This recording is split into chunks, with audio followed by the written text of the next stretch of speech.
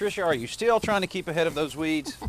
Well, it may look like it, Danny, but actually I want to create a new plant from this beautiful hydrangea. Well, these are really incredibly healthy plants, and they just seem to, once it's in the growing season, to continue just to multiply. Well, it does multiply. If you look down here, you can see it has many, many stalks. But even though this is a hardy plant and grows, I think, just about everywhere in the United States, a really good way to propagate it is, let me move this nice ground mulch here, keeping the moisture in, is to pull one branch down, a healthy one, a strong one.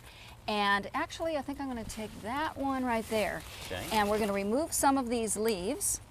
Okay. And the leaf comes out at what's called a leaf node right there. I There's see. just Yeah. kind of an edge.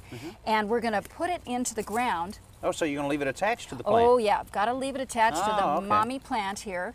We're going to put it about 2 inches down into the ground and cover it with soil, and then I'm going to put bricks on it. Why the bricks? What do you need the bricks for? Well, if I didn't have the bricks there, because this is a nice healthy plant, it's full of water and elasticity, it would pop right out. Spring back up. I see. Right, so this way the bricks will keep it in the soil and give it a chance to root. Okay, this is a great way then to really add more plants to the yard. Oh yeah, it's a super way and so easy too.